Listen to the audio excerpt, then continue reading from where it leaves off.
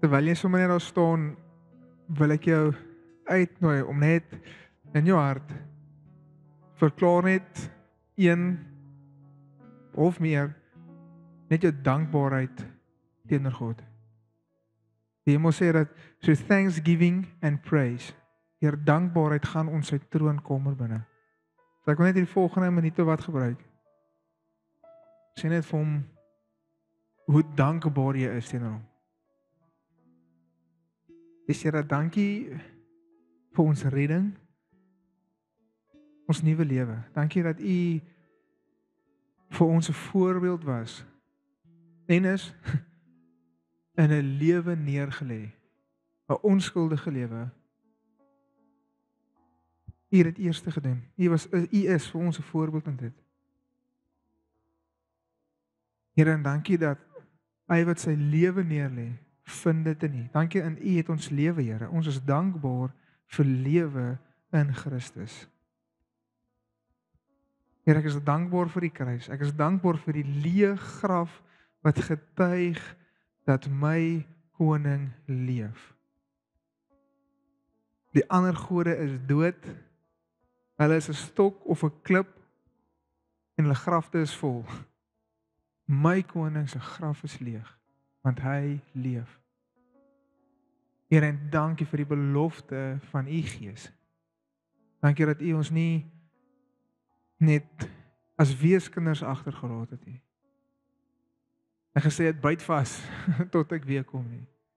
Maar jy het die belofte gegee van U Gees. Dankie dat U U seël, U eiendomsmerk op ons geplaas het, om ons bekragtig. En vir ons 'n ander trooster, presies soos U gestuur het. Dankie Heilige Gees vir U wat in ons is. Dankie vir U wat hier is vanoggend. Here, dankie vir U teenwoordigheid. Dankie vir U teenwoordigheid. Here, daar is nie 'n plek wat naby kom aan onder U arm, onder U vlerk. By U, ons Vader, ons goeie Vader. Ons het U lief, Here. Dankie dat U ons eerste lief gehad het. Ons het U lief en ons kan U lief hê en ons kan U ken.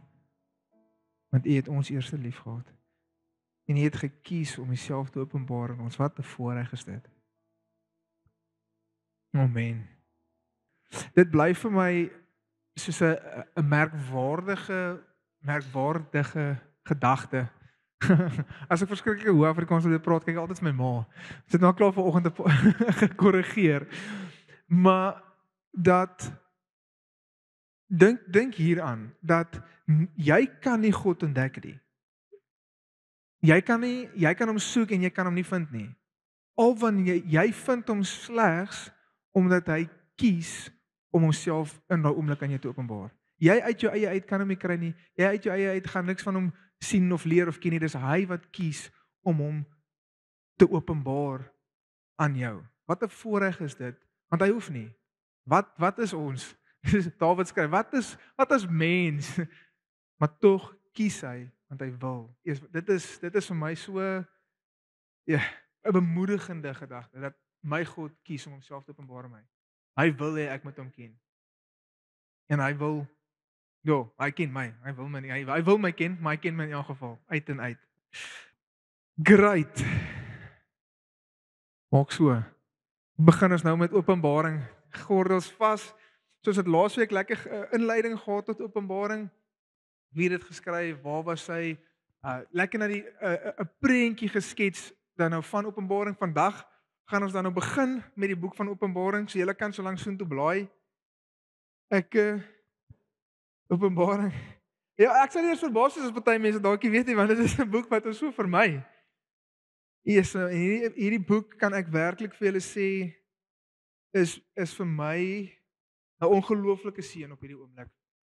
Ek deel vanoggend met die span iets wat nogal vir my baie na vore kom, is dat dit vir my 'n baie groter sorry Erich, 'n groter bewustheid gee van die lewe hierna.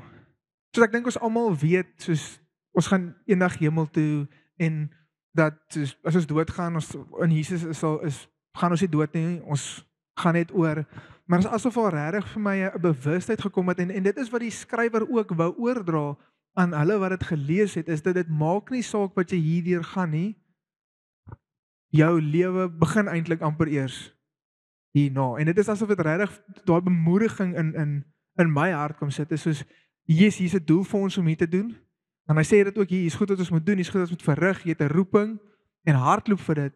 Maar moenie dat die teenstand jou hoop steel nie, jou vrede steel nie, jou vreugde steel nie. Weet dat jou koning nie net leef hy nie, maar hy heers. So julle kan vir my blaai, of julle is dan altans daar by Openbaring, en dan gaan ek vir ons lees, daar's 'n hele paar skrifte wat ek gaan intrek vir ons, en julle sal sien in die eerste hoofstuk gee die skrywer altans dan aan Johannes, gee vir ons 'n baie mooi beskrywing dan ook, hoe Jesus lyk. En dit is nogal interessant sy reaksie toe hy Jesus gesien het, maar kom ons begin. Die openbaring van Jesus Christus wat God hom gegee het om aan sy diensknegte te toon wat gou moet gebeur en wat hy deur die sending van sy engel aan sy dienskneg Johannes te kenne gegee het. So merk op, dit is die openbaring van Jesus Christus, nie die openbaring van die eindtyd nie. Dit is die openbaring van Jesus. Yes, word die eindtyd beskryf, word die tekens beskryf van die eindtyd? Verseker, natuurlik. Maar die fokus is op Jesus.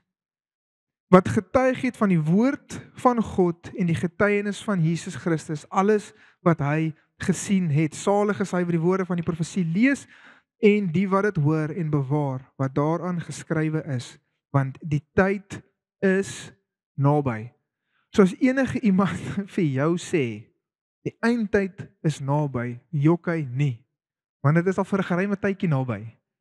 Dit is al vir 2000 jaar naby. Okay? So die eindtyd is naby. As jy gewonder het hoe ver dit is, dis naby.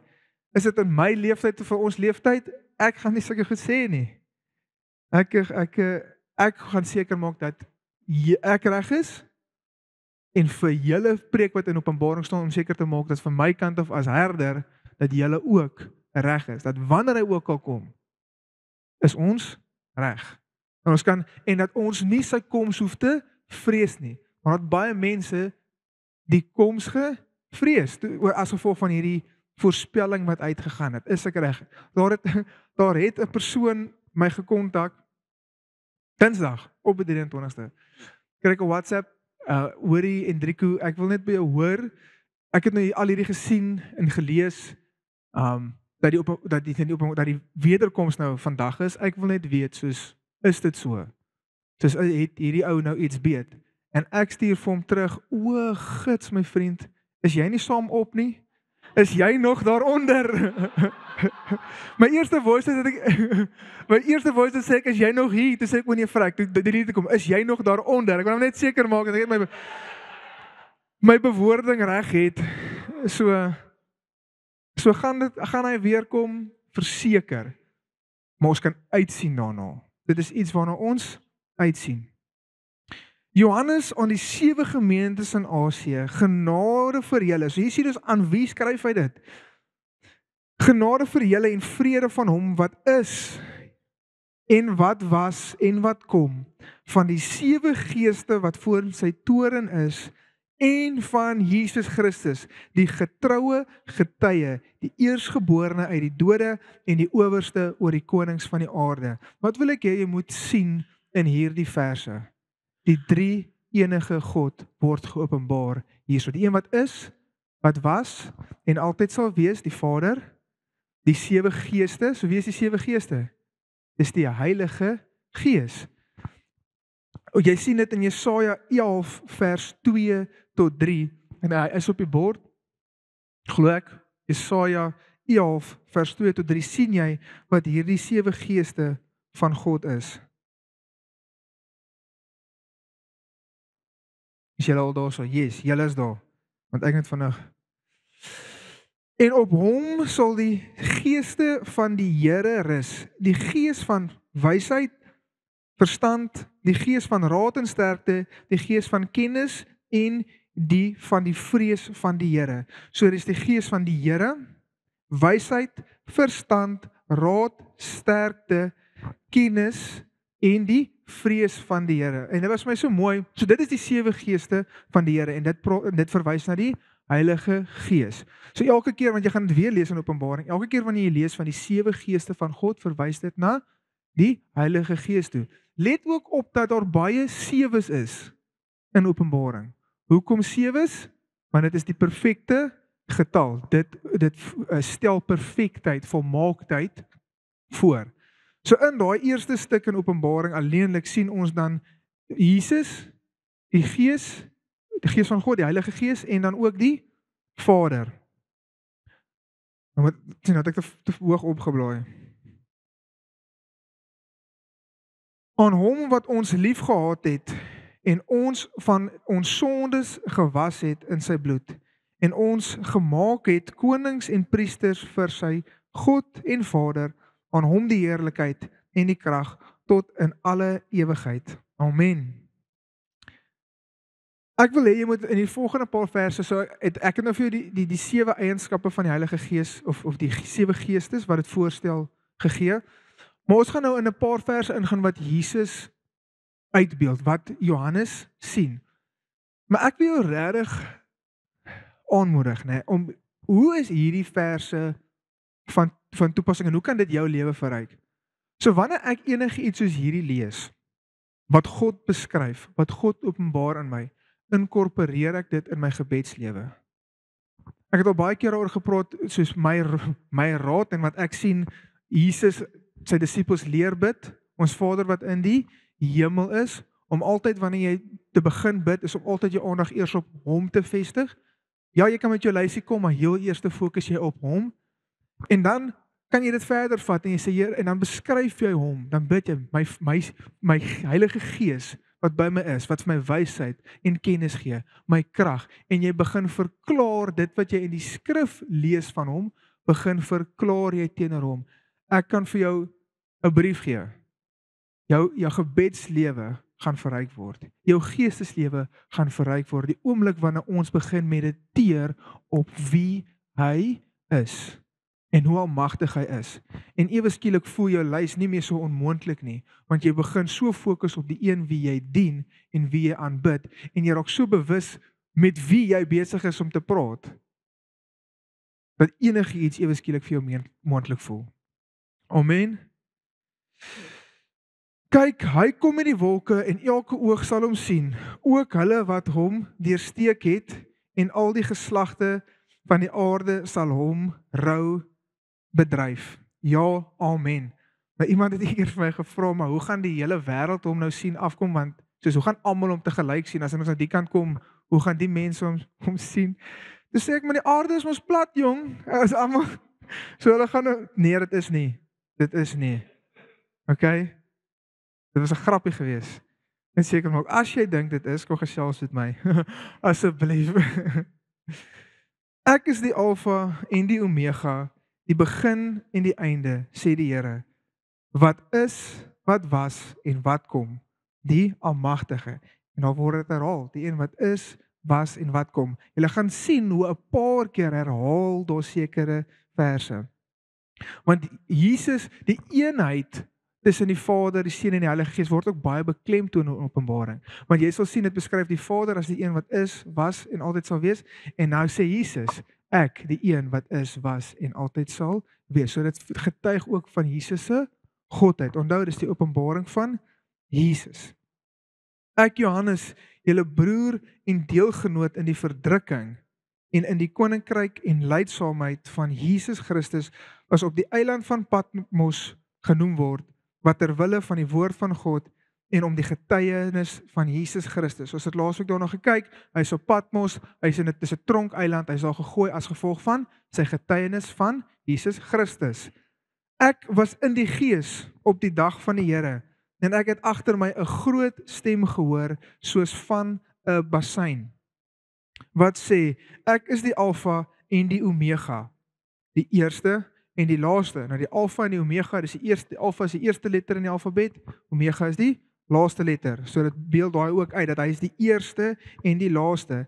En skryf wat jy sien in 'n boek en stuur dit na die 7 gemeentes wat in Asië is, na Efese, Smyrna, Pergamus, Thyatira en Sardes en Philadelphia en Laodicea. Toe draai ek om te sien watter stem met my gespreek het, en toe ek my omgedraai het, sien ek 7 goue kandelare. Weereens 7. En tussen die 7 kandelare, een soos die seun van mens. Elke keer wanneer jy lees in jou Bybel, selfs in die evangelie, wanneer dit praat van die seun van mens, verwys dit na Jesus. Hoe weet ons dit? Want jy sien dit in Daniël 7. In Daniël 7 skryf Daniël van die openbaring wat hy sien, soos die seun van mens. So wanneer dit praat van 'n messiaanse term, so wanneer Jesus na homself verwys as die seun van mens, sê baie van die ouens, die interpreteerders, ja, maar want hy is mens gewees, maar dit is meer as net dat hy in mensvorm hier was. Ek meen, hy sê vir hulle op 'n stuk wat die 4 vriende hulle vriend laat deur die daksak wat verlam was, toe sê hy, wat is makliker om te sê? Jou sondes is vergewe, of vir iemand wat nog nooit geloop het, die staan op en loop? Ek dink dit is baie makliker om te sê jou sondes is vergewe, want daar's niks om aan te toetsie. As jy sê staan op en loop, dan staan hy op, wat dan? En hy sê, sodat julle weet dat die seun van mens krag het om sondes te vergewe, staan op en loop, en hy doen die moeiliker een. Dis hoekom hy dit so om doen. So die seun van mens verwys altyd, dis 'n messiaanse term, dit verwys dat hy is God. Amen.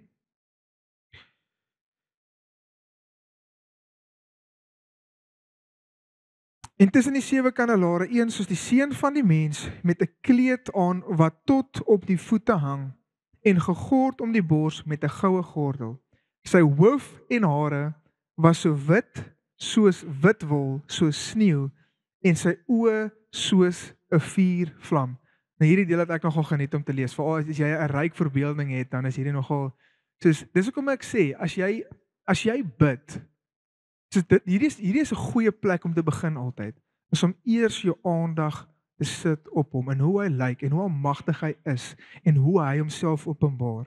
En sy voete soos blinkkoper wat gloei soos in 'n oond, en sy stem soos baie waters. Eers soos 'n bassein en ook soos baie water. So dit klink dis baie hard.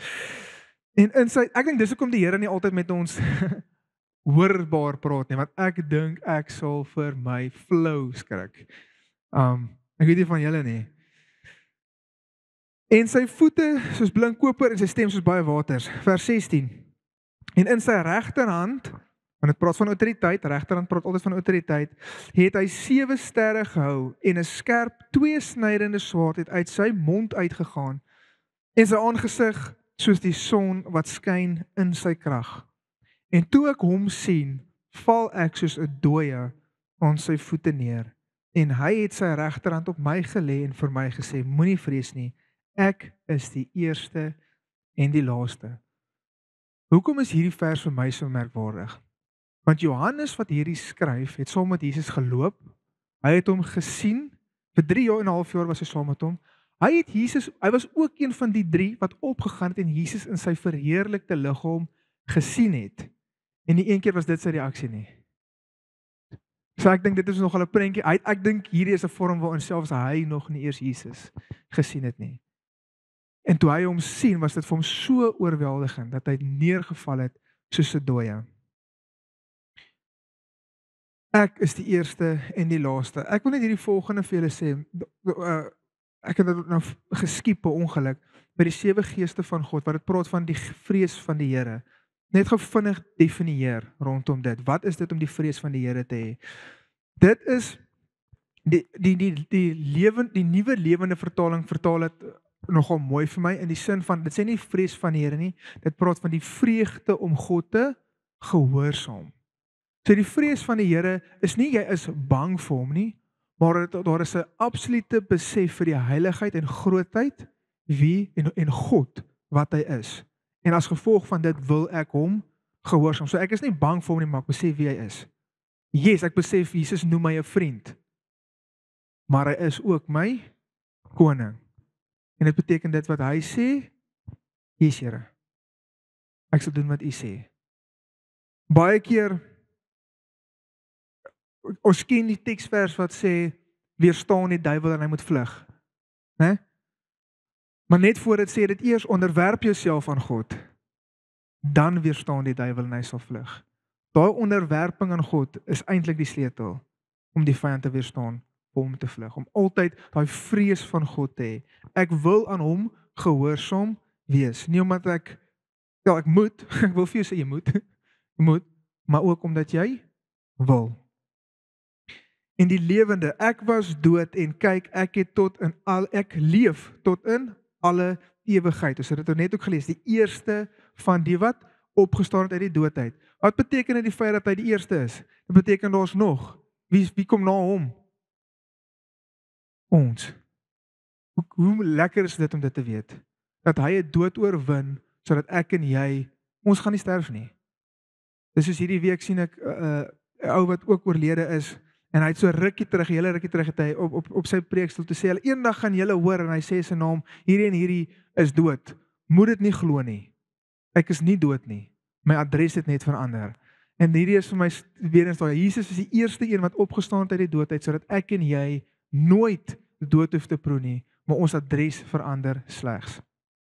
Skryf die dinge op wat jy gesien het, die wat sowel as die wat gaan gebeur, die verborgenhede van die 7 sterre wat in jou regterhand gesien het, en die 7 kandelare, die 7 sterre en die engele, en engele van die 7 gemeentes, en die 7 kandelaars wat jy gesien het, die 7 gemeentes.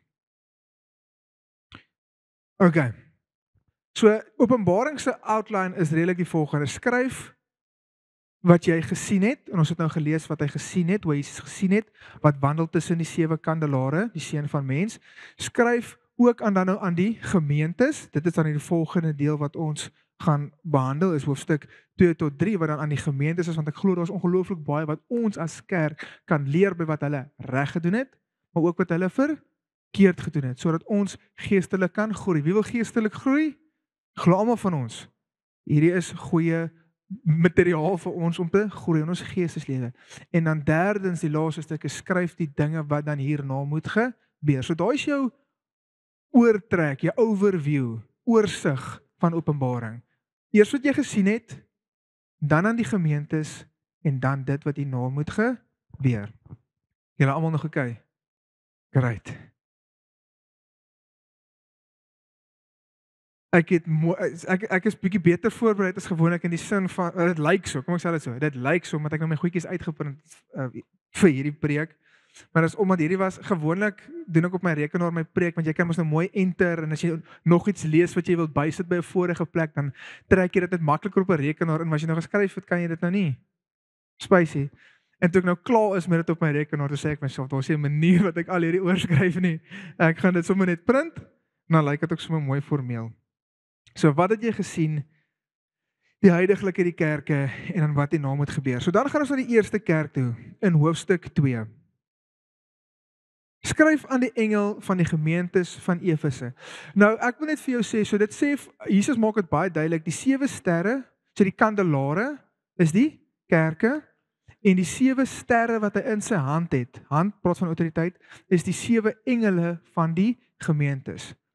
Nou daar is verskillende interpretasies van wat hierdie engele is. Van die ouens interpreteer dit as die hoofde van hierdie gemeentes, en die ander ouens vertaal dat dit werklik, of interpreteer dat werklik 'n engel was oor 'n gemeente.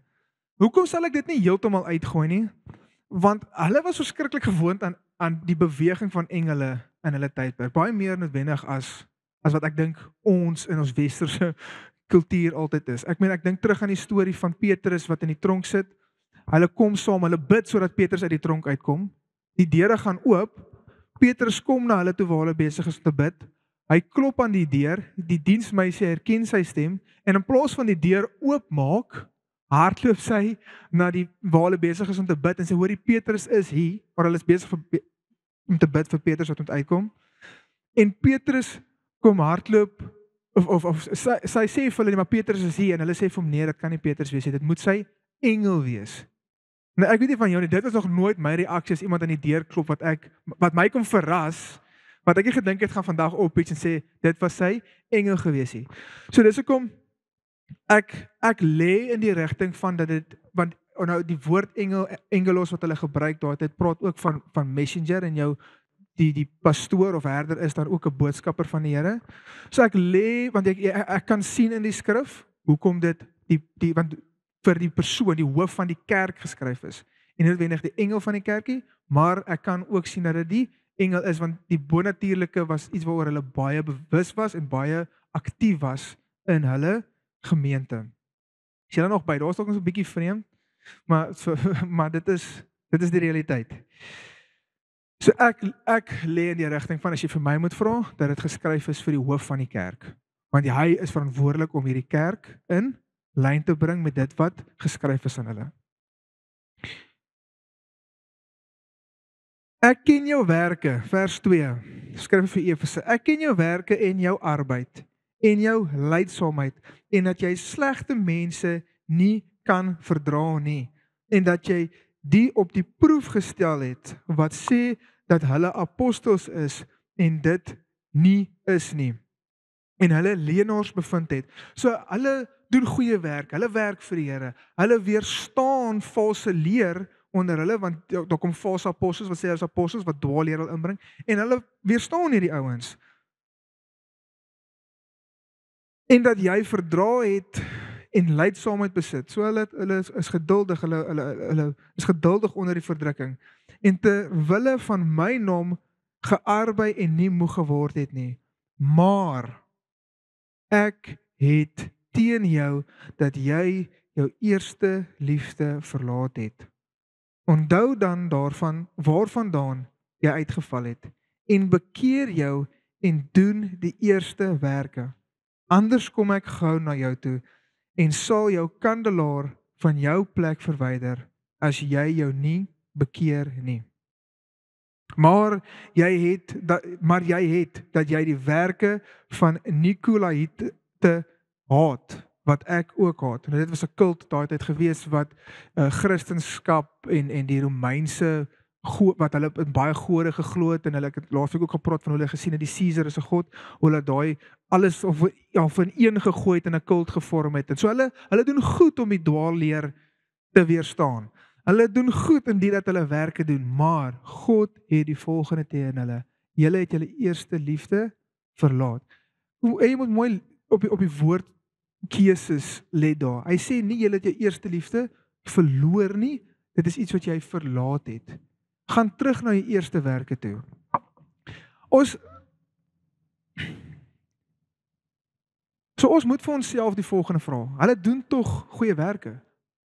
So wat bedoel die skrywer, of dan Jesus wat sê, julle het julle eerste liefde verlaat, doen weer die werke aan die begin. Want ons weet tog ook, ons moet groei in geloof, ons moet groei, ek weet, was 'n kind, en nou word jy volwasse. So wat beteken dit vir ons? Ek glo daar's 'n plek, en mense kan dit, en jy sien dit in bediening, waar aan die begin doen jy alles, hulle benoem ons daai grace period, daai honeymoon period, as iemand net tot bekering gekom het. Dis is niks is te erg nie, alles is lekker, jy is die hele tyd by die kerk, soos mense dink al jy werk vir die kerk.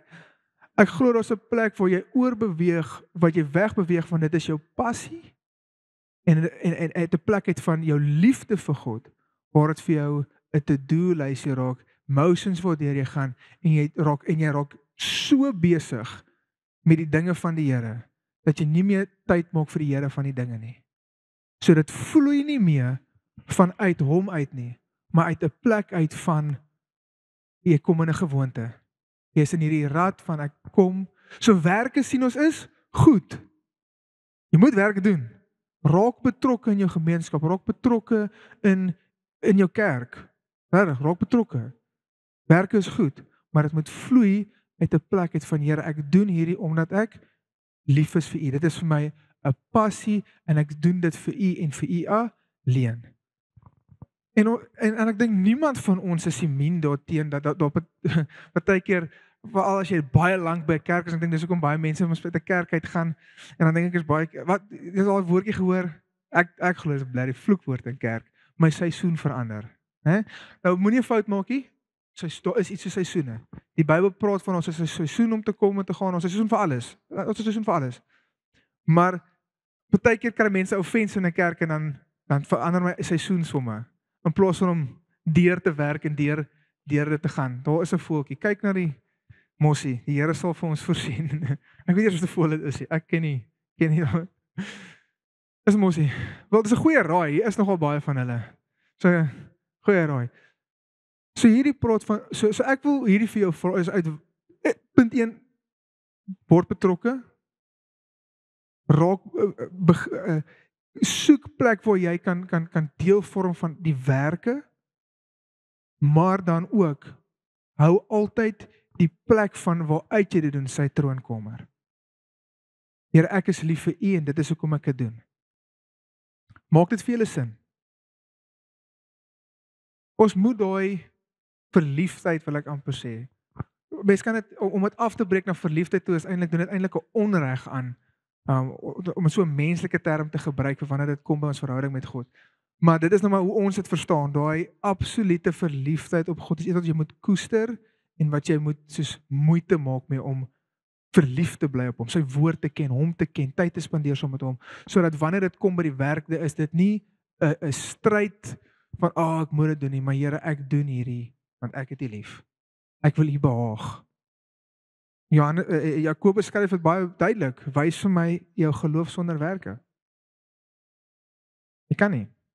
Maar ek sal jou my geloof wys deur my werke. Amen. Julle is nog by. Dis okay. Cool. Right. En hier is die lekker ding. Wie hou van beloning? Jesus, julle weet almal julle hande opsteek of die ene. Ek doen. Ek lief 'n stukkie beloning. Ek sê altyd vir hulle, as lief, ek is soos 'n goeie hondjie. Dis dan net 'n beloning wees aan die einde van dit en dan is ek happy, dan sal ek dit doen. Who's a good boy sê sy altyd vir my. Ek sê sy lag vir my, maar ek is regtig so. Ek sê liefie vryf net my kop en sê vir my well done. Jy het goed gedoen. So dis al wat ek wil hê. Maar dit het jy. Okay, daai het ons gelees, vers 7. Wie oor het, laat hom hoor. En dit is hoe elke brief afsluit.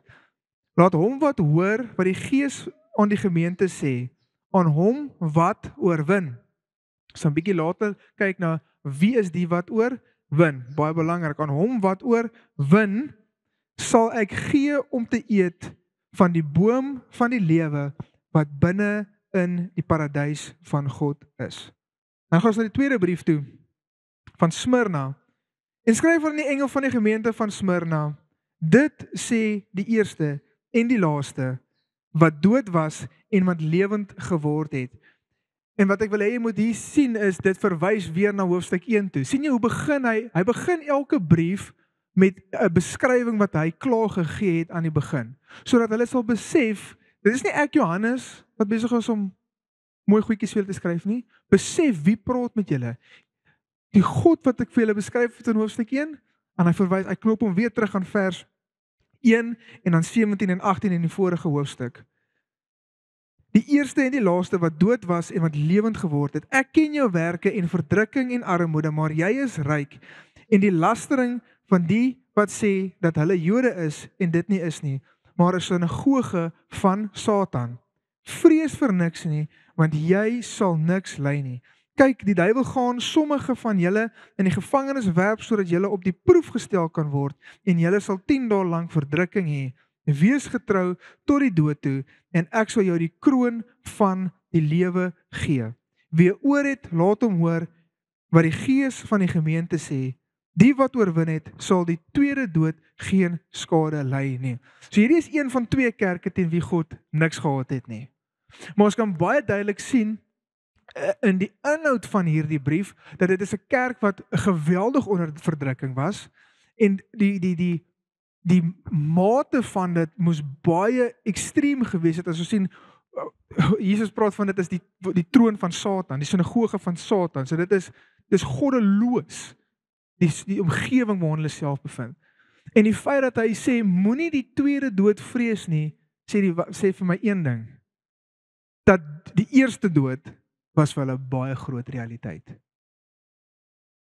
As jy mooi lees in die briewe, sal jy baie vinnig agterkom dit wat hy aanspreek, wat die toestand was waarin die mense geleef het. So hy sê vir hom, Satan gaan kom vir julle. Hy gaan sommige van julle wil sif. Julle gaan in gevangenis gegooi word, maar moenie die dood vrees nie. Want julle sal nie, hy wat oorwin sal nie die tweede dood hê nie. Dit is om in die hel gegooi te word. Dit is wat die tweede dood is. As ek praat van die tweede dood, praat dit van the lake of fire, sê die Engels, dit praat van hel. En hy wat oorwin, wat is die beloning? Sal die kroon van lewe gegee word. So die eerste een is die vrug van lewe, van die boom van lewe, en die tweede een is die kroon van lewe. So wat, ja, kom ek hardloop myself nou nie helemaal vooruit nie. Pergamus, dis die derde brief. So hierdie kerk het hy niks teen gehad nie, ons 2 kerke teen wie hy niks gehad het nie. Wat ons hier uit moet sien is, ons hoef nie dood te vrees nie. Want ons dien die een wat mag het oor die tweede dood. Daai is die een wat ek nie wil van deel vorm nie. Pergamus. En skryf aan die engel van die gemeente van Pergamus. Dit sê hy wat die skerp tweesnydende swaard het. En hier is my interessant dat hy spesifiek hierdie term gebruik om homself te openbaar aan hierdie gemeente. Want hierdie gemeente glo in dwaalleer. Ek ken jou werke in die plek waar jy woon, waar die toren van Satan is, en jy hou vas aan my naam en het die geloof in my nie verloor nie, selfs in die dae waarin Antipas my getroue getuie was, wat gedood is waar die Satan woon. So, weer eens, verdrukking, omdat ek het gesê, hierdie word vir kerke geskryf onder verdrukking. Maar ek het enkele dinge teen jou, dat jy daar mense het wat vashou aan die leer van Bileam, wat Balak geleer het om die struikelblok voor die kinders van Israel te werp, naamlik om afgodsoffers te eet en te horeer. So het jy ook mense wat vashou aan die leer van die Nikolaïte, wat ek haat. So hy kies hom om homself te openbaar as die tweesnydende swaard wat tussen murg en been sny, die woord van waarheid, die woord is waarheid, die swaard. So sien jy hoe hy homself openbaar as ek is die waarheid. Ek is die waarheid. Hierdie goed wat jy glo is valse leer. Hy verwys na die leer van Bileam. Bileam se donkie, ek dink as ek sê Bileam, dan dink almal aan die donkie wat gepraat het. So Bileam, die bekende storie van hom, die Balak, die koning van Moab kry hom om Israel te vervloek, want hy is bang vir hulle. Hy hoor Israel is op pad beloofde land toe en hulle gaan nie deur sy land kom. Hy stuur hierdie profeet wat gehoor het van God. Hy was 'n baie slegte profeet, maar hy was 'n profeet. Stuur hy om Israel te vervloek en elke keer spreek hy 'n seën uit oor hulle. Hy kry nie Israel vervloek nie. Toe gaan Bileam, want toe kry Bileam nie sy geldjie nie, want hy was lief vir sy geldjie. Toe kry hy 'n ander manier om Israel te verlei. En hy sê vir Balak, maar kom ons laat hulle val vir ons vrouens. So hy laat hierdie mooi vrouens hulle mislei en hulle dan intrek in afgoderry, soos wat Jezebel gedoen het, en ons gaan nou lees van haar, soos wat Salomo se vrouens met hom gedoen het, trek om in afgoderry uit en met 'n slinkse plan om hulle in te trek, om seksueel immoreel te wees en om afgods kos te eet. So ek wil net hierdie konteks vir jou gee, want ek het al baie oor gepraat oor 1 Korintiërs 8, wat sê dat afgodskos jou niks kan doen nie, né? Moet net daai in konteks trek, want Paulus sê baie duidelik in 1 Korintiërs 8 dat dit is oukei, dit kan niks aan jou doen nie. Jy kan dit eet, maar eet dit in die geheim sodat hulle wat swak in geloof is dit nie sien nie. Maar hierdie is nie in dieselfde konteks teenoor wat Paulus gesê het nie. Hierdie praat van om nie in 'n verhouding, moet jy nie self een maak met mense wat nie die Here dien en afgode. Ons afgode is nou nie balkies en beeltjies en goedertjies nie, maar ons het ook maar ons wel enige iemand wat nie die Here dien, dien 'n afgod. Dis 'n feit. Jy dien of die Here, jy's of in die wêreld of jy's vir Jesus. So om nie jouself een te maak met hulle nie. Jy wil nie jouself deel maak en Jy wil nie met hulle, dis nou 'n groot Afrikaans soos die Heer, dis die woord. Jy wil nie jouself assosieer met hulle nie. So nou sê jy, Enrico, maar Jesus het dan saam met die sondaars geëet en daar's gesê, maar kyk, hy eet saam met prostituie en die tollenaars. Jesus het saam met prostituie en tollenaars geëet en hulle het tot bekering gekom. Okay?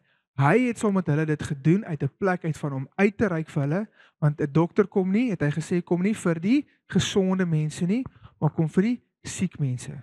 So sy mission was baie duidelik waarmee hy het die toon geset wanneer hy saam met daai mense gaan eet het. En ja, hulle het hom dit genoem.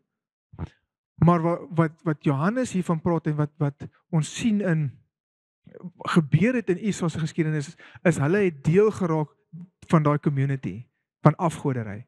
Hulle was die wat beïnvloed geword het. Hulle het hulle waardes goed neergelê sodat hulle kan deel vorm van daai gemeenskap. En dis hoekom dit so gevaarlik is. So wat sê ek vir jou? Jy moet nooit saam met iemand gaan eet wat die Here dien nie. Dis wat ek jou sê nie. Maar dan nooi hulle na jou huis toe. As ek dit so kan stel. Wat probeer ek sê is ek is 100% reg. Ek sê vir jou moenie gaan drink saam met mense wat drink nie. Maar Hendrik, kom ek wil hulle bereik. Nooi hulle na jou huis toe. Of gaan dan na hulle huis toe as jy moet. Maar moenie jouself in situasies sit waar jy onnodiglik geassosieer word met hulle nie. Jy hoef nie op hulle terrein hulle te betree in so 'n mate nie. As jy 'n prostituut wil bereik, moenie striphouse toe gaan, wat stripklub. Ek ken nie die woord nie. Moenie stripklub toe gaan en nou gaan sit jy daar in die voorste ry, maar ek wil hierdie prostituut. Dit is waarvan dit praat. Nou ek wil hierdie prostituut bekeer nie. Nee. Tot White ek het eendag van sy goed geluister. Hulle wag vir hulle buite. So as hulle klaar is en hulle kom uit, klaar gewerk, dan bedien hulle buite die klub. Of hulle gaan voor die tyd, as hulle daar aankom, dan bedien hulle buite klub. Want jy hoef nie jouself in situasies te sit waar dit vir jou nodiglik moeilik is en waar jy geassosieer word met en verlei kan word nie. Dus hoekom wil jy jouself in 'n situasie sit waar die temptasie voor jou val nie? So wat sien ons hier? Lewe seksueel rein. En nou elke keer sê as jy jouself nie bekeer nie, word die kandelaar weggevat. Was 'n waarskuwing vir ons. Lewe seksueel rein en moenie moenie jouself vereenselwig tot 'n plek waar jy verlei word en weggelei word van God nie. Maak dit vir julle sin?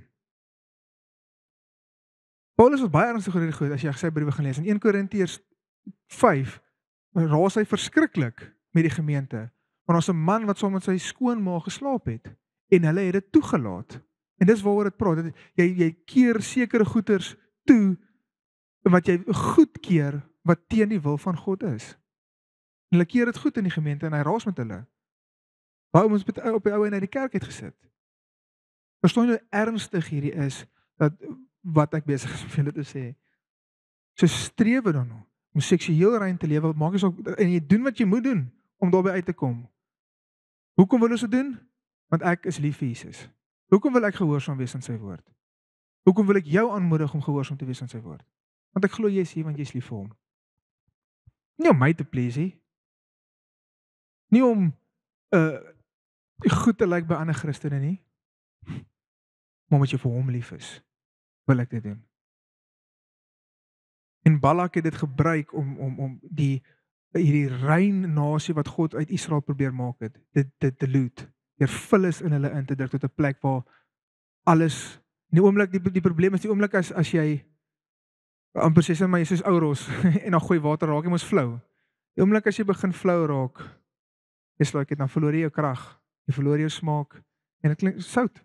Hoe het hulle sout daai tyd minder sout gemaak? En gesteel eintlik so, want sout verloor nie regtig sy sout nie. Regte rein sout verloor nie sy sout nie. Dit praat van as jy dit meng met ander goed, dan verloor hy sy sout.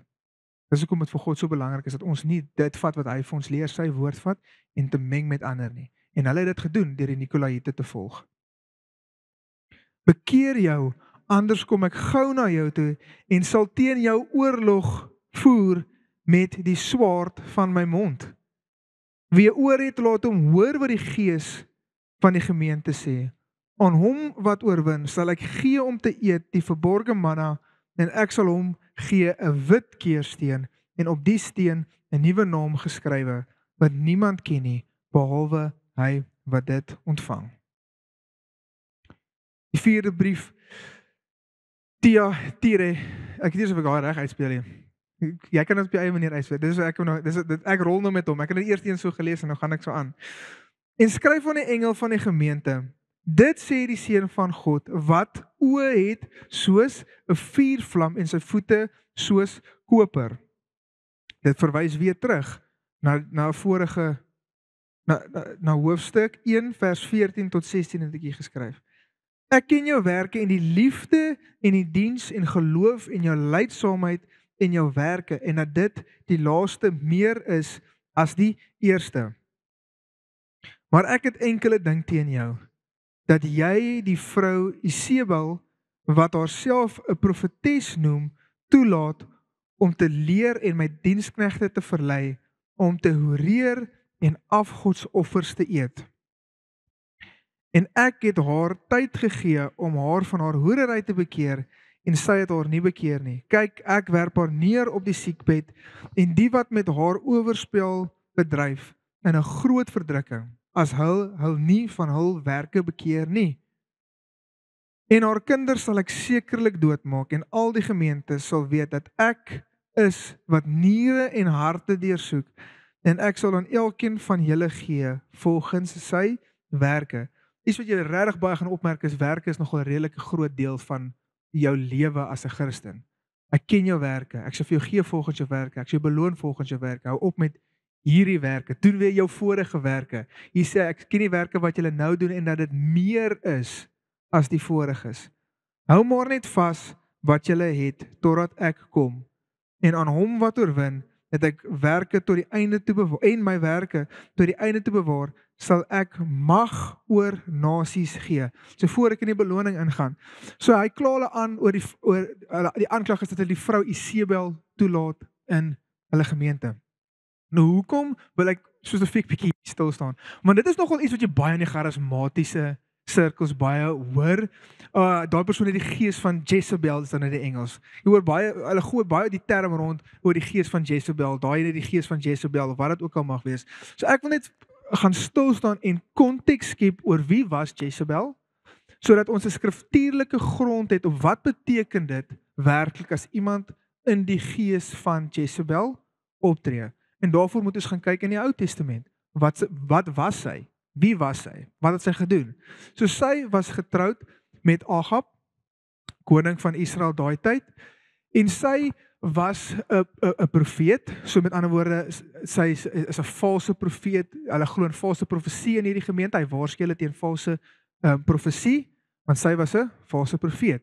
Sy het God se profete laat doodmaak en Baal se profete in die stelsel ingebring sodat Israel verlei kan word tot afgoderry. Later sien ons dis in 1 Koningskyle vanaf 16 tot in die 20s in. Het haar man wou hy 'n stuk grond hê, wingerd.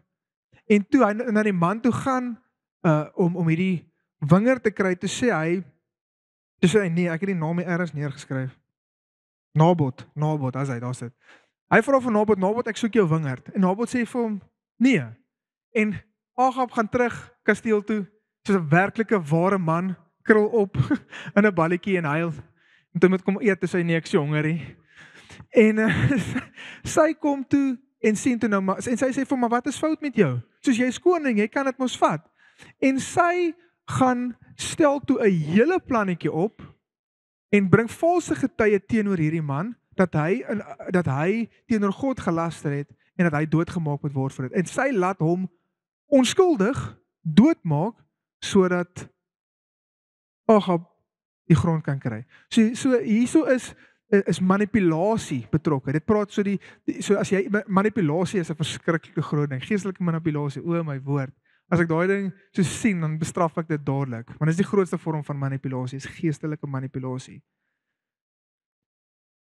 En hulle laat toe dat daar vals profesie, dat daar manipulasie en dat daar afgoderry in hulle gemeente plaasvind. Dit is wat die gees van Jezebel doen. So as jy in 'n gemeente of in 'n gemeenskap sien dat daar 'n beweging is of in 'n kerk beweging is dat mense valse profesie rondgooi of dat daar afgoderry in ons konteks is, ek sê vir jou, sport kan vir jou afgod wees. Sport kan 'n afgod wees. Ja, soos daai as jou hele week omgekrap is oor dit wat die naweek gebeur het, dan moet jy begin vra wat in jou hart aangaan. Ek was daar. Ek sien meer daar nie. Die Blou Bulle wen nou net. Nee, ek joke. Nee, hulle doen nie. Sien, die ding is ek kan nie sport vir afgod hê want as 'n Blou Bulle ondersteuner kan jy regtig nie. En dalk kon jy, ek weet nie. So verstaan julle as dit kom by as die Bybel praat van 'n Isebel gees of Jezebel is nou baie meer bekend as die Engels, praat dit van valse profesie, manipulasie en afgoderry, want as gevolg van die feit dat sy die profete laat doodmaak het en Baal se profete ingestel het oor Israel, het hulle in afgode begin dien. Amen. Amen.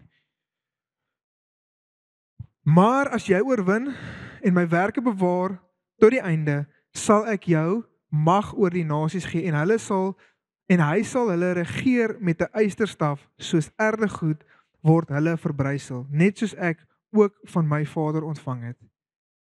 Ek sal hom die môrester gee. Wie 'n oor het, laat hom hoor wat die Gees van die gemeentes sê. Nou môrester, ek dink as jy nou môrester hoor, dan dink jy aan die skrif in Jesaja wat ek het hom soos die môrester sien val, want dit praat van die duiwel. Maar as jy die einde van Openbaring gaan lees, vergelyk dit Jesus met die helder môrester. So wat is die belofte van die môrester? Hom wat oorwin sal ek die môrester gee. Myself. Ek gee myself aan jou. Al hierdie rewards is amazing, maar daai ene is nogal vir my 'n precious enetjie. Ek sal myself aan jou gee. Hy is ons bruidegom. Hy is die môrester. En ja, die Bybel gebruik baie keer dieselfde beeldspraak vir Jesus en die duiwel. Ek meen dit sê Jesus is die leeu van Juda en dat die duiwel is soos 'n brullende leeu. Dit is maar net belangrik om altyd die konteks, dit word dalk in dieselfde woord gebruik, maar totaal en al verskillende boodskap wat elke keer deur dit oorgedra word. Hoofstuk 3. Die 5de brief aan Sardes. Ek skryf aan die engel van die gemeente van Sardes, dit sê hy wat die 7 geeste van God en die 7 sterre het. Ek ken jou werke, dat jy die naam het dat jy leef en jy is dood. Wees wakker en versterk die wat oorbly, wat op die punt staan om te sterwe, want ek het jou werke nie volkome voor God gevind nie. Onthou dan hoe jy dit ontvang en gehoor het en bewaar dit en bekeer jou. As jy nie wakker word nie, sal ek op jou afkom soos 'n dief en jy sal nie weet in watter uur ek op jou afkom nie. Maar jy het enkele persone ook in Sardes wat hulle klere nie besoedel het nie en hulle sal saam met my in wit klere wandel omdat hulle dit waardig is. Wie oorwin sal bekleed word met wit klere en ek sal jou naam nooit uitwis uit die boek van die lewe nie. En ek sal my naam bely voor my Vader en voor my engele. Wie oor het, laat hom hoor wat die Gees aan die gemeentes sê. Die oorwinning hier is dat God jou nooit uit die boek van lewe uit sal haal nie. Maar wat is die waarskuwing ook hierin? As jy jouself nie bekeer nie, ek wil sê, al het jy jouself bekeer, want hierdie is 'n kerk, hierdie mense het 10 ergens tot bekering gekom, maar as jy nie terugkeer na hom toe nie, is daar 'n plek wat jy uit die boek uitgehaal kan word. Ek glo nie, en baie mense, daar is al mense wat doen, daar's dalk van julle wat dit glo, ek glo nie once saved, always saved nie. Ek glo dat jy jou redding uitwerk en uitleef en dit is 'n keuse wat jy elke dag maak. Here, ek lê myself voor U neer. Ek lê vandag myself voor U neer. Ek lê myself vandag voor U neer. So dis nie, jy kom nie een keer in die boek van lewe en dan is dit so nie. En ek baseer dit ook op Hebreërs 6. Want daar is mense wat wondertekens gesien het. Hulle wat glo gaan al hierdie goed sien. Dis wat die skrif sê. En hulle het al hierdie goed gesien. Hulle het geglo.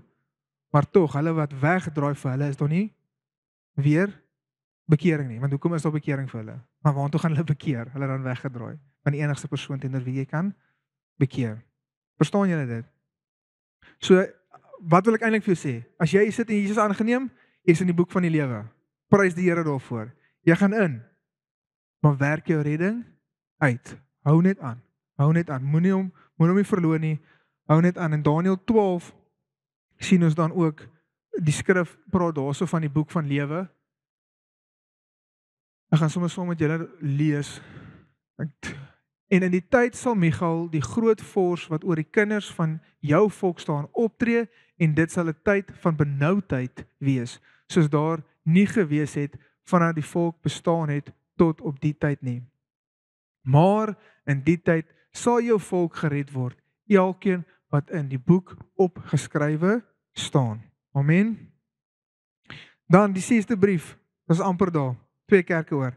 Aan die gemeente van Philadelphia, en skryf aan die engel van die gemeente in Philadelphia, dit sê die heilige, die waaragtige, wat die sleutel van Dawid het, wat oopmaak en niemand sluit nie, en hy sluit en niemand maak oop nie. So in Openbaring 1 sou jy gelees het, dat hy die sleutel van die doderyk het. Hier sien jy die sleutel van Dawid.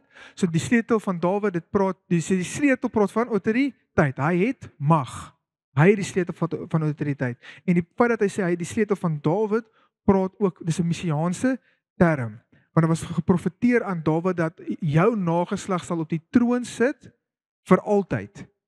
In die Ou Testament het God dit vir Dawid gesê. En Jesus dis hoekom hulle praat van Jesus, son of David, have mercy on me, skree die blinde ou. Want hy praat met die seun van Dawid, want dit is 'n messiaanse term wat verwys na Jesus toe. En dit is hoekom dit belangrik is dat jy dink in Matteus en Lukas is daai geslagsregister daar opgeskryf om jy te verveel, om vinnig deur te lees, want dit het nie waarde nie. Daai geslagsregister in die begin van Matteus en Lukas is daar gesit sodat die Jode kan sien daai belofte wat gemaak is aan Dawid, hy is werklik die seun van Dawid. Hy kom uit die nageslag van Dawid uit en hy het die sleutels van Dawid. Dit wat hy oopsluit is oop. En dit wat hy toesluit is oop. En hy sê ook, hy gee daai sleutels aan ons. Sodat dit wat ons hier oopsluit is reeds oopgesluit daar. Wat beteken dit? Ek en jy kry die Heilige Gees, sodat soos in die hemel, so op die aarde. So God vertrou ons om koninkryk te manifesteer waar ons gaan. Ons is gecommission nie deur enige iemand nie, maar deur die koning van konings, wie die autoriteit het, wie die werklike sleutel het. Ek ken jou werke, kyk, ek het voor jou 'n geopende deur gegee en niemand kan dit sluit nie, want jy het min krag en jy het my woord bewaar en my naam nie verloon nie. Kyk, ek gee uit jou die sinagoge van Satan, van die wat sê dat hulle Jode is en dit nie is nie, maar lieg. Ek sal maak dat hulle kom en voor jou voete neerbuig en erken dat ek jou liefgehad het. Omdat jy die woord van my lydsaamheid bewaar het, sal ek jou ook bewaar in die uur van beproewing wat oor die wêreld kom, om die bewoners van die aarde op die proef te stel. Kyk, ek kom gou, hou vas wat jy het, sodat niemand jou kroon kan neem nie. Kroon van lewe. Jesus sê ek kom gou, baie belangrik, sien julle dit? Hy sê daai het al vir hulle, ek kom gou. Wie oorwin, ek sal hom 'n pilaar in die tempel van God maak. En hy sal daar nooit weer uitgaan nie, en ek sal op hom die naam van my God skrywe, en die naam van die stad van my God, van die nuwe Jerusalem, wat uit die hemel van my God neerdal, en my nuwe naam. Wie oor het, laat hom hoor, wat die Gees aan die gemeente sê. En dan die laaste een, ek skryf aan die engel van die gemeente van Laodicea. Dit sê die Amen, die getroue en waaragtige getuie, die begin van die skepping van God. Ek ken jou werke, dat jy nie koud is en ook nie warm is nie. Was jy tog maar net koud of warm? Nou hierdie is ook 'n bekende ene. Praat van die lukewarm, praat die engel. wees nie lou nie. Nou lou water is hondsleg. En elke aand gaan ek deur daai proses as ek Joshua se melk maak. Want is of te as dit te warm is ek okay of as dit te koud is ek okay, maar daai lou water wat ek as ek hom so proe is regtig dis my moeilik om te sluk. So ek verstaan die konteks van lou water drink maar wat ek tog net vir u wil uitwys is was jy tog maar warm of koud. Baie mense hoor ek praat van die konteks van dat koud sleg is. So dit is beter om koud te wees en heeltemal verlore te wees want dit is makliker vir so 'n persoon om gered te word. En wees warm en aan die brand vir die Here. Né, dit is die twee kante wat ons hoor van. Dis beter om maar koud te wees want maar ou wat lou is, jy kan niks met hom doen nie want hy ken die Here maar hy wil nie regtig vir die Here doen nie. Ek wil vir jou sê dit's verkeerd. Was 'n verkeerde interpretasie van wat hier geskryf staan. Want as jy ook gaan kyk in die omgewing waar hulle plaasgevind het, was Laodicea hulle was tussen twee stede wat die een het warm water bronne gehad en die ander een het koue water bronne gehad. En koue water is goed gewees. Koue water bring verfrissing. Ek meen as jy bietjie geoefen het in koue water of jy spring in daai ysbad, dit bring verfrissing. So koud is 'n goeie ding in hierdie konteks. Die warm is goed in hierdie konteks want dit maak skoon. Dit is hoe ons Jesus so goed skoon maak. Jy gooi dit in kookwater. Maar as jy lou is en toe die waterbronne wat saamgekom het dit lou gemaak. So ek wil net hê jy moet daai besef dat die konteks van hierdie praat nie van koud as sleg nie. Ek wil hê jy moet eerder koud wees, nie van ek wil eerder hê jy moet verlore wees want dit is vir my makliker om jou te red nie, want dan weet jy nog niks nie. Nee, jy's bruikbaar. Wees bruikbaar. Al is jy dan bruikbaar op hierdie manier of jy's bruikbaar op hierdie manier. Maar moenie onbruikbaar wees nie. Maar jy is tans nutteloos. Maar nou omdat jy lou is en nie koud of warm is nie, sal ek jou uit my mond spieg. Want jy sê ek is ryk en het verryk geword en het aan niks gebrek nie en jy het nie dat dit jy is wat ellendig en beklaanswaardig en arm en blind en naak is nie. Ek raai jou aan om van my te koop goud wat deur vuur gelouter is sodat jy kan ryk word en wit klere dat jy kan aantrek en die skare van jou naaktheid nie openbaar word nie en salf om jou oë te salf sodat jy kan sien. Almal wat ek liefhet bestraf en tugtig ek, wees dan ywerig en bekeer jou. Kyk, ek staan by die deur en klop. As iemand my stem hoor en die deur open, sal ek ingaan na hom toe en saam met hom maaltyd hou en hy met my. Daar is 'n teks wat ons baie gebruik vir ongelowiges. Kan jy voel, soos het jy gevoel die Here praat, jy gevoel soos daar's 'n klop in jou hart, soos 'n leemte wat jy nie kan voel nie, dis die Here wat in jou hart klop en dan gebruik ons dit as ons evangeliseer. Hierdie skryf vir 'n kerk. Hy skryf hierdie vir gelowiges. Hoeveel van ons dalk of mense wat ons ken gaan kerk toe, gaan deur die emotions, maar ons hart is nie oop vir hom nie. Jou hart is die bron van lewe, alles vloei daar uit. Ons moet hom in ons harte toelaat. En wat beteken dit om hom in ons hart toe te laat? Ons gee hom 'n plek van invloed. Hy is nie hier om ons te dien nie. Ons is daar om hom te dien. Hy klop aan Christene se hart hierso. Kinders van God wat hom nie toelaat om 'n plek van invloed te hê in hulle lewe nie. Nie ongelowiges nie. Aan hom wat oorwin sal ek gee om saam met my te sit op my troon, soos ek oorwin het en saam met my Vader op my troon gaan sit het. Wie oor het, laat hom hoor wat die Gees aan die gemeentes sê. Johannes 1 vers 5. Soos julle kan hoor, eindig elke teksvers af met hom wat oorwin het. So dit is my nogal belangrik om te weet wanneer is ek die een wat oorwin het. Johannes 5 vers 5. 1 Johannes 5 vers 5.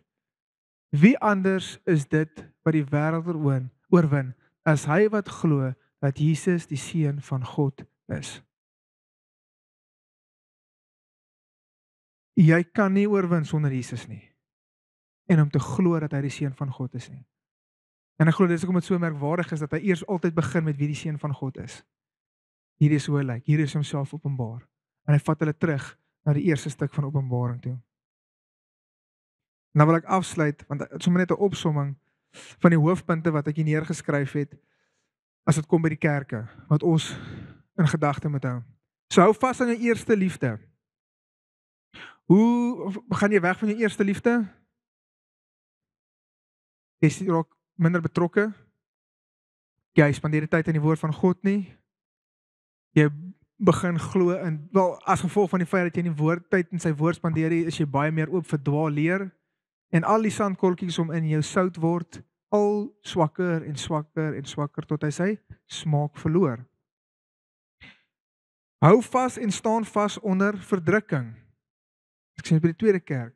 Wanneer jy deur moeilike tye gaan en dalk is dit nie eers net verdrukking nie, wil ek jou aanmoedig om staande te bly en te weet dat jou koning heers en hy alles ten goeie meewerk vir die wat hulle in hom glo. Alles. Vir die wat hy liefhet, dat hy alles ten goeie meewerk. En daai het vir my soveel meer krag gekry nadat ek hierdie gelees het, want hy kom weer. Hy kom weer, daar's 'n ewigheidsperspektief. Dwaaleer. Hulle dwaaleer begin volg. Pas op vir dwaaleer. En as ek praat van dwaaleer in ons westerse kultuur, is dit nie om voor 'n beeldjie te buig nie. Maar goed wat ons toelaat. Hoeveel kerke en ek gaan nie name noem nie want ek gaan nie teen instansie ek gaan myself nou nie so openbaar nie. Maar laat homoseksualiteit toe. Dit is nie die woord van God nie. God het man en vrou gemaak vir mekaar. Een man, een vrou. Gaan lees die boek van Titus. En 3, maar dit is baie ekstreem. Ons almal stem saam, homoseksualiteit is verkeerd. Seks buite die huwelik.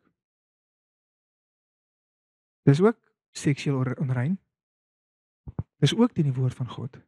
Want 'n man en 'n vrou sal hulle huis verlaat en hulle sal een word in die huwelik. Seks is gemaak vir die huwelik. Ons baie sulke goedjies wat ons in ons kultuur al en as gevolg van TV ook maar. Wat baie goedjies al ons so gedesensitise het dat ons sekere goed al so maklik toelaat. As jy nou wil in die moeilikheid kom by my vrou, veral by haar, moet jy nou 'n rassistiese grappie maak. Want dis nie 'n grappie nie. Dis hy sê vir jou reg gesê rasisme is nie 'n grappie nie. Seker goed wat ons toelaat, vuil grappies. Al sulke tipe goed. Sien, verstaan, dit is nie net die ekstreem nie, dit is die kleiner goedjies, klein jakkeltjies wat die wingerd opvreet sê hulle altyd. Dit is maar sweet. Ja, klein jakkelsies. Dwaaleer. Dis nie net hierdie groot afgods homoseksuele sonde wat die sout laat verloor nie. So ons werk maak om seksueel onrein te leef. Let op wat jy kyk op TV. Dus dan jy sê dalk deur dit te kyk, keer jy dit ook maar goed. Valse profete so daar leer en hulle die woord van lydsaamheid bewaar. So hier is 'n bemoediging vir ons om tydens onderdrukking vas te staan en anders te lyk as die wat nie hoop het nie. Soos ek wil jou regtig aanmoedig, soos dit ek weet nie, as jy jou vinger brand is dit soos 'n eina die Here is my herder wat uitkom sê ek altyd. So wanneer dit moeilik gaan, dan is ons geneig om ek dink aan 'n man wat siek is. Daar's 'n baie goeie voorbeeld. As ons man siek raak, dis 'n verskriklike affære waardeur ons gaan. Draai by die doodsbed om. Nou dis as sy my sien siek word, dan draai sy sal so by die kamer inkom, dan op my gesig sien ek is nou siek of wat ook al. En as sy sê nee, Here gee my krag, dan draai sy om. Dan loop sy al. Maar dit is nie hoe ons moet wees terwyl swaar tye nie. Ek sê nie jy moet dit ontken waardeur jy gaan nie. Nooit nie. Nee, jy sien dit gaan sleg, maar weet jy wat? My God leef. Dit gaan regtig sleg met my omstandighede. Soos dan gaan weer ookie. Maar ek het hoop. Ek weet hier is nie my finale bestemming nie. Dit is so 'n anderster benadering tot net soos alles is sleg, alles is nie lekker nie, alles val uitmekaar uit. Hoekom doen die Here dit aan my? Hoekom Here, hoekom? Daar's so liedjie wat so 'n Engelse liedjie, Why Me Lord. Ek weet nie of jy van julle maar gehoor het nie. Wat 'n nice benadering tot daai hele ding van why me Lord? Want why me Lord is Here, hoekom gaan ek deur die slegte goed sal ons dink? Met die liedjie praat van Here, hoekom is ek dit waardig dat U vir my dood gegaan het? Dit is 'n hele anderste benadering tot dit. Ons perspektief en dit Openbaring gee vir my hierdie perspektief. Ek weet dalk nie vir julle nie, maar vir my doen dit. Dis hierdie perspektief van Jesus om net vas te hou, sterk te staan en te weet ek is nie alleen nie. Sy Gees is in my. Hy lei my, hy bekragtig my.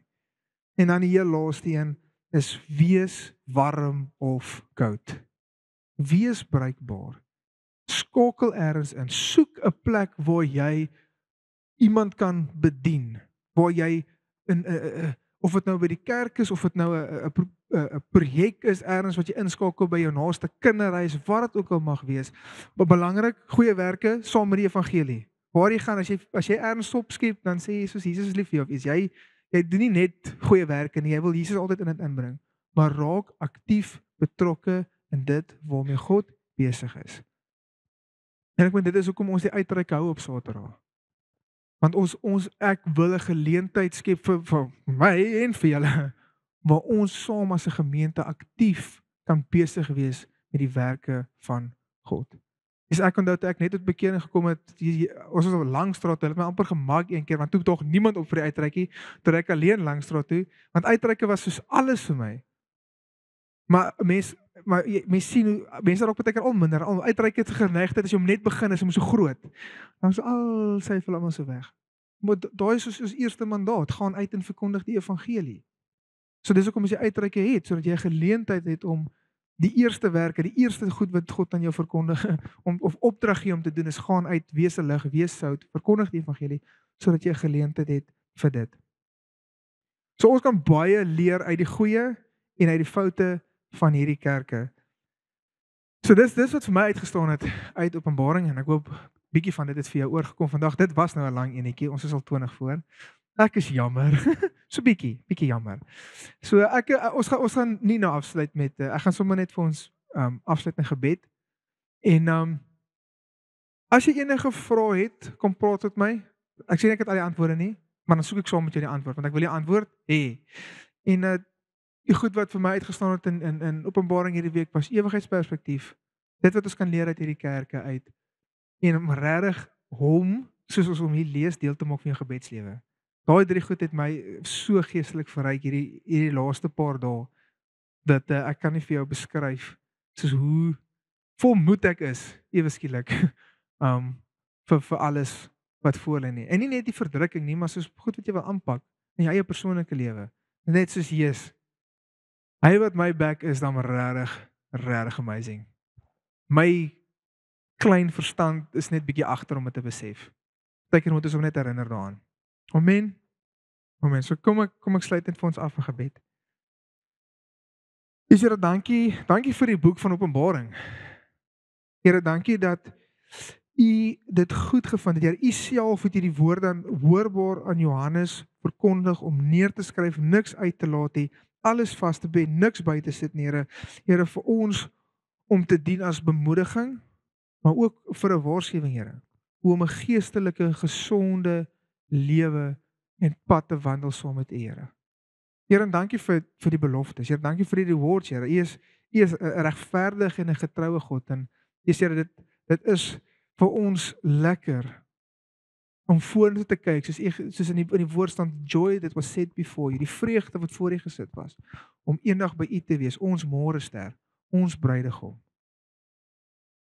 Ons het U lief, Here. In hierdie week, Here, bid ek vir elkeen van ons dat ons bruikbaar sal wees, Here. Dat daar waar ons gaan, Here, mag ons verfrissing bring daar waar dit nodig is en mag ons warm water wees daar waar rein skoonmaak nodig is, Here. Mag ons bruikbaar wees. Here, U sê dat U die Gees van God, die Heilige Gees in ons sit en elke goeie gawe gee, soos nuttig. Heilige Gees, ons is hier, kom wees nuttig. Ons wil nuttig wees, kom gee vir ons wat nodig is. In Jesus naam.